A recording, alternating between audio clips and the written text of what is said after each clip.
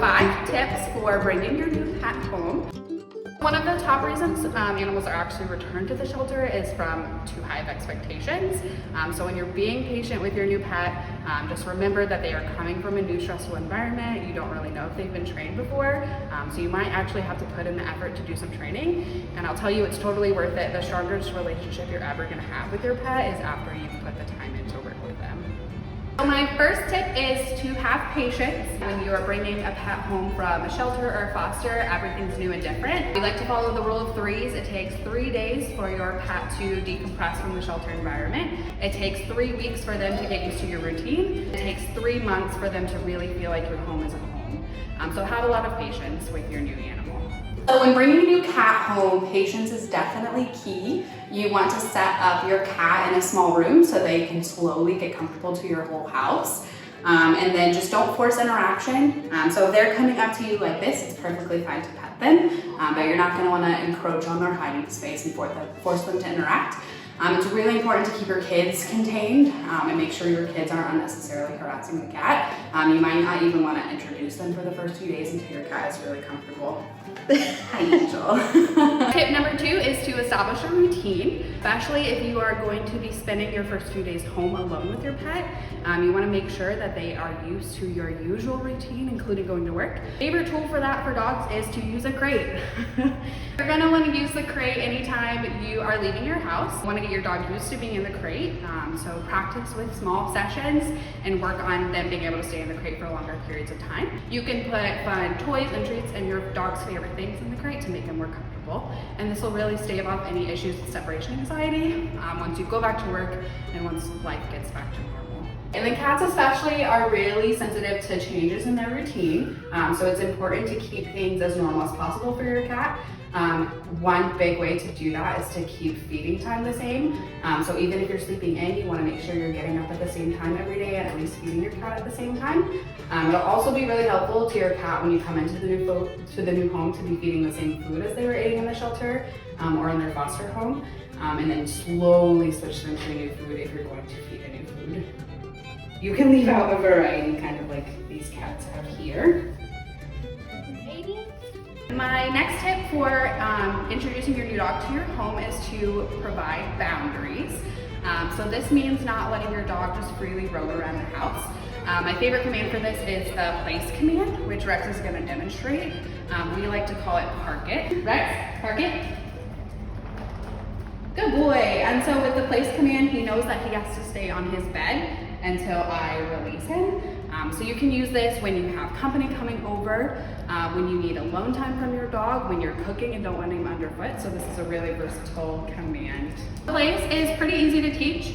It's kind of reliant on your dog already knowing how to stay. First, teach it. You're gonna walk him over to the bed. Rex, get him to climb on the bed. You're gonna give him a treat, which I don't have right now.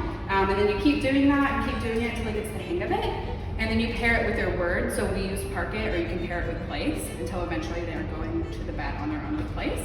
And then you have them stay until you release them. So Rex, okay. And he knows he's allowed off his bed. Another boundary that you can set with your dog is in doorways.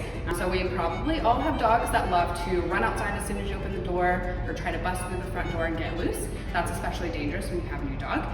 So we are going to work on weight. So when you get up to the door, your dog is probably going to want to nose their way through. So you just gently close it, say wait, wait, no, wait. And then once they start looking at you instead of the door, wait. Good boy! And then you can give him verbal praise or a treat and let him out. Rex, come. Good! Another way to set boundaries is by teaching your dog impulse control.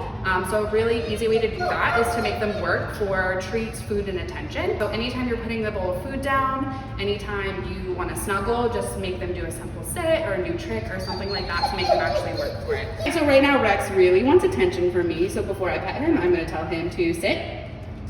Good, and then I give him all the love he wants. What a good boy.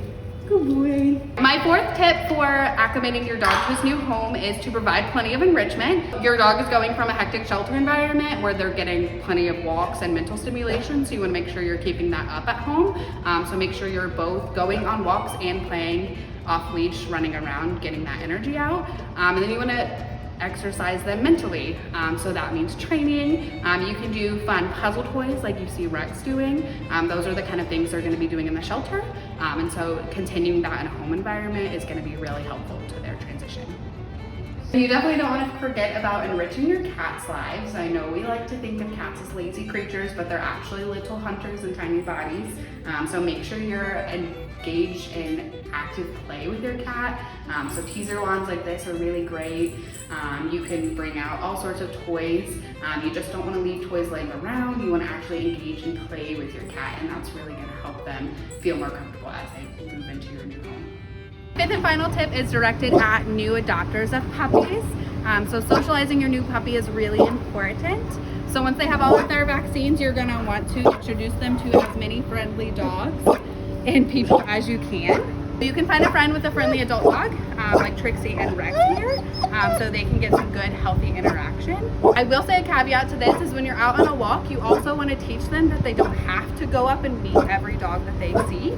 So you want to have a good balance of meeting new dogs and then learning to relax around other dogs. And then socialization is really important for our young felines. They're really sensitive at this young age, so if you're adopting a kitten or fostering a kitten, make sure you're exposing them to as many new things as you possibly can.